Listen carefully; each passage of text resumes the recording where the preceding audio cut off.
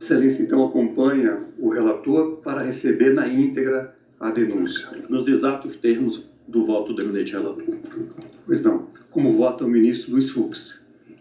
Muito bom dia, senhor presidente. Queria saudar o eminente procurador-geral da República, a nossa decana, a ministra Carmen Lúcia, o relator, ministro Alexandre Moraes, meu colega, amigo, integrante da Corte, o ministro Flávio Dino.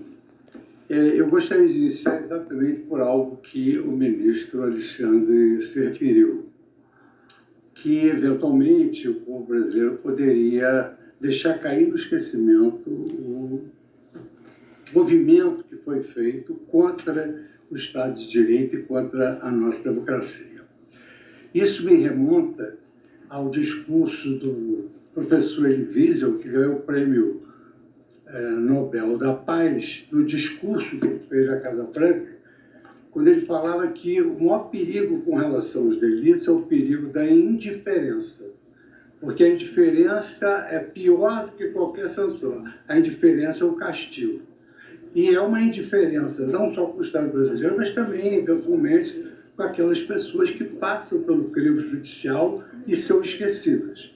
Então, com relação aí ao primeiro aspecto que o ministro Alexandre tocou, eu talvez, aqui falou-se tanta idade, eu talvez, pela minha faixa etária superior, eu posso dizer que realmente nós conquistamos a democracia entre lutas e barricadas.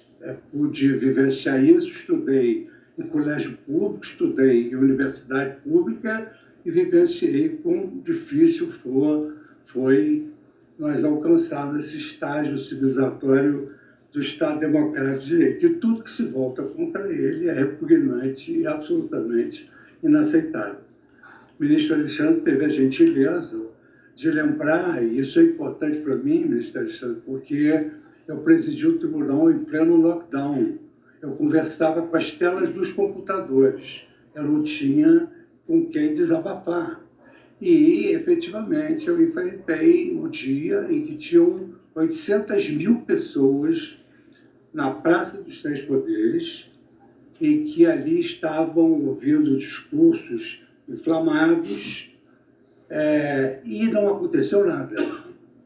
Não aconteceu nada, graças a toda uma estratégia e o elevado valor de experiência da nossa Polícia do Supremo Tribunal Federal, que eu considero uma das maiores polícias de elite. De sorte que eu acho que esses episódios contra a nossa democracia e contra o Estado Democrático de Direito, ele vai ser marcante dia após dia. Então, todos os dias serão dias da lembrança de tudo o que ocorreu. E por isso, não se pode, de forma alguma, dizer que não aconteceu nada. Inclusive, porque eu busco a absolutamente em relação a possível Alexandre Ramalho se afirmar isso. O que sem prejuízo de tudo quanto o ministro Alexandre nos propôs, fazendo uma descrição de quem fez o quê, porque o tamanho da denúncia nos criou uma certa dificuldade, são mais de 300 páginas. Ontem, Vossa Excelência trouxe uma síntese brilhante que eu até pedi que Vossa Excelência me entregasse. Mas o ministro Alexandre esclareceu quem fez o quê. Isso é muito importante para nós, nesse momento inicial, analisarmos o que a lei determina, a autoria e a materialidade. O ministro Alexandre indicou as atividades de cada um e a materialidade até foi demonstrada no próprio telão aqui da nossa sala. O que eu só peço aqui, o ministro Flávio Dino várias vezes disse, isso pode acontecer, mas vamos ver na instrução. Isso pode acontecer, mas vamos ver na instrução. Eu tenho duas observações a fazer aqui. A primeira delas é uma observação em relação, digamos assim, à própria legislação.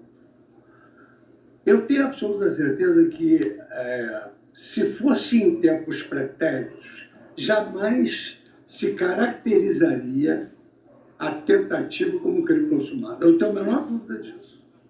Não tenho a menor dúvida disso.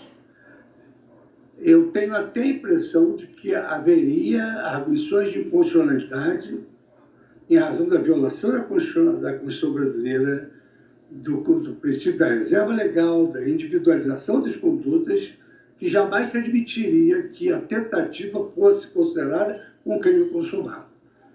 Mas, dura lex ad lex, a lei prevê, está cumprido o princípio da legalidade.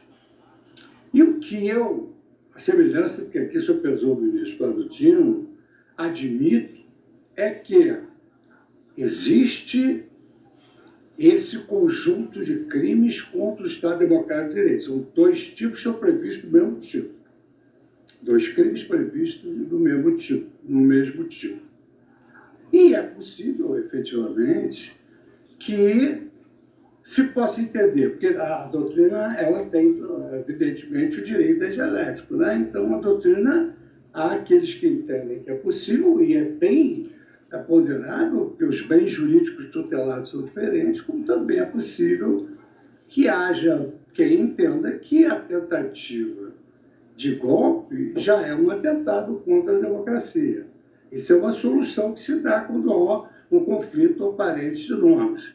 E eu me recordo, principalmente na parte criminal, que nós aqui já tivemos algumas experiências gravosas, de julgar duas operações que uma acabou sendo absolutamente nulificada, em todos os sentidos, é como se não tivesse havido nada, da lição de Francesco Canelucci, que afirmava: a técnica penal recorre a multiplicidades dos tipos. Ele escreveu isso na obra As Misérias do Processo Penal. A técnica penal recorre a multiplicidade dos tipos e disponibiliza ao juiz uma espécie de mostruário, cada vez mais completo, para que ele tenha condições de encontrar um tipo penal mais assemelhado. Então,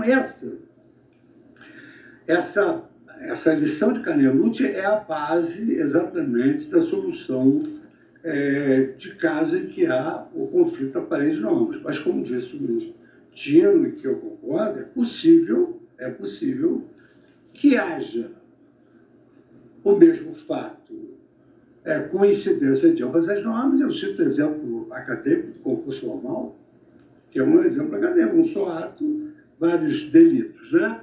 Mas também é possível que no curso da instrução, como destacou o ministro Zino, você chegue à conclusão de que há, na verdade, um conflito aparente que se possa encaixar em determinado tipo que seja mais abrangente do que o outro. Agora, a partir do momento, isso também fica para a instrução, a partir do momento, não digo nesse caso específico, mas pode ser também nesse caso específico, não excluo, a partir do momento em que o legislador cria um crime tentado como consumado, aí nós vamos ter de rememorar lá nossos bancos de faculdade de Aníbal Bruno, que falava do caminho do crime e do intercrime. Tem a cogitação, tem a preparação, tem a execução e a consumação. Só que com palavras latinas, cogitatio, enfim, mas aqui temos que falar mais fácil para a sociedade entender.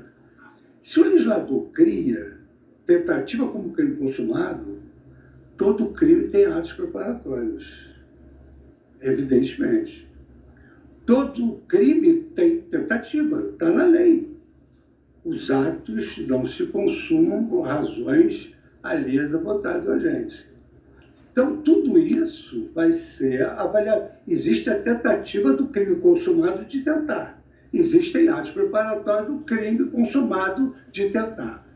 Então, a minha crítica a essas figuras penais é exatamente a falta de verificação desses antecedentes técnicos científicos, de que, na medida em que se coloca a tentativa como crime consumado, no meu modo de ver, há um arranhão na Constituição Federal e também não se cogitou nem de atos preparatórios e nem de tentativa do crime tentado, que é em caso consumado. Por outro lado, Aliás, aqui, ministro Dino, eu não gosto muito de brincar nesses casos, sabe? Mas aqui, nesse caso específico, eu conheço realmente o Michael, ele gosta de ser chamado de Michael, o Michael Procópio. E nem todo mundo que eu conheço, eu concordo com as opiniões. Né? Nós temos dissensos também, nós nos conhecemos todos e temos dissensos. Temos discórdia, mas temos dissensos. Eu não sei, eu efetivamente não conheço esse trabalho que ele escreveu, mas de qualquer maneira, há livros que eu não li e já gostei. E esse eu não li e não gostei. Eu falo com ele. Ministro Fux, eu quero dizer ao senhor que o erro pode ter sido na minha interpretação. Não, mas eu vou conversar com ele para saber a autoria. E que também ele tem, os assessores têm total independência, mas quem manda é o ministro. Se ele quiser fazer da luz da sua independência, ele escreve para a faculdade dele, porque aqui... Não, no caso, ministro, ele nem falou do concurso, ele disse que são múltiplos bens jurídicos, só para deixar claro a citação em proveito dele, que eu já estou preocupado com a sua dosimetria. Agora, sobre... mas eu considero realmente que essa é a questão fundamental, os atos probatórios, os atos de execução, o perigo ao bem jurídico, sem dúvida, é um belíssimo debate para o final do julgamento. Sim. E também, senhor presidente, aqui eu anotei, como disse no início, o problema da indiferença. O professor Cassusta, ele tem uma obra sobre a visão da Constituição em várias mentes. E tem um capítulo ali muito interessante que fala da humildade judicial. A humildade judicial, ele cita uma frase muito interessante, ele diz o seguinte: o juiz tem que decidir de qualquer maneira. Faça sol ou chuva, tem que decidir de qualquer maneira. Ele tem que decidir, inclusive, se o céu for cair sobre a terra, com a sua decisão. Um exemplo extremo. Mas ele diz que se efetivamente, realmente, o céu for cair sobre a terra, ele tem que pensar muitas vezes, que é aquela figura do juiz isolado que ele que tem de resolver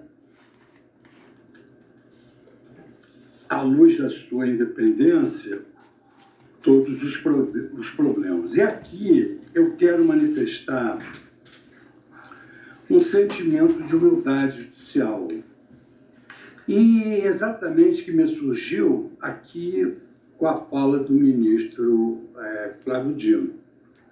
É verdade que as penas são tratadas na lei, e pela eminência dos bens jurídicos protegidos, da democracia, Estado democrático, tudo isso efetivamente leva o legislador a ter uma grande preocupação para que nós não tenhamos a indiferença com relação ao nosso período passado, em que, por exemplo, um grande penalista, que foi o professor Leandro Fragoso, ele entrava dentro da sala de aula e dizia: boa noite, pessoal do DOPS, boa noite, pessoal do SNI, os senhores estão trabalhando, eu também estou, vamos começar a aula. Então, era assim, porque estavam infiltrados entre os alunos. Eu conheci muito bem isso. Meu colega de congregação, o professor Barroso, foi meu colega da faculdade, também conheceu isso. Então, isso é muito caro para todos nós. E, por isso, o legislador, por vezes, exacerba na previsão da dosimetria da pena. Mas justiça não é algo que se sente, não é algo que se aprende, é algo que se sente. Os antigos já diziam que a justiça era aquele sentimento do juiz. A Carta de 7 Partidas dizia: os juízes devem ser homens sensíveis, saber direito se possível. Então, essa é uma realidade da nossa profissão. De sorte que eu, num exercício assim, de humildade judicial, e aqui o ministro Alexandre de Moraes citou um caso que eu pedi vista recentemente, do caso do batom. Eu tenho, e aqui eu falo para os integrantes da minha turma, que nós temos toda a liberdade e temos toda o respeito pela independência e opinião de todos os colegas, que eu vou fazer uma revisão dessa dosimetria. Porque se a dosimetria ela é inaugurada pelo legislador, a fixação da pena é do magistrado.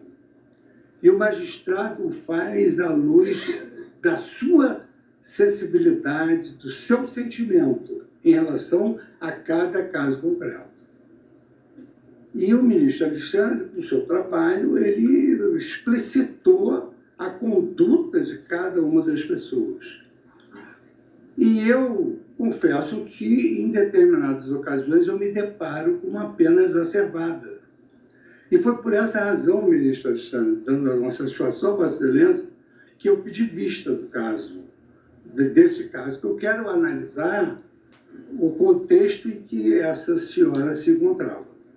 Eu quero analisar. Eu sei que Vossa Excelência tem a sua opinião, já exteriorizou. Nós julgamos sob violenta emoção após a verificação da tragédia do 8 de janeiro. Eu fui ao meu ex-gabinete, que a ministra Rosa era minha vice-presidente, e vi mesa queimada, papéis queimados.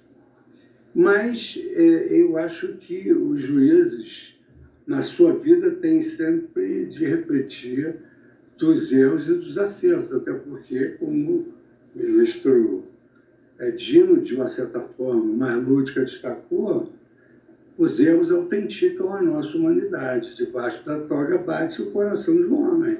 Então, é preciso que nós também tenhamos essa capacidade de refletir e que muitas vezes aqui é utilizado como evoluir o pensamento ou evoluir, dependendo da ótica de alguns.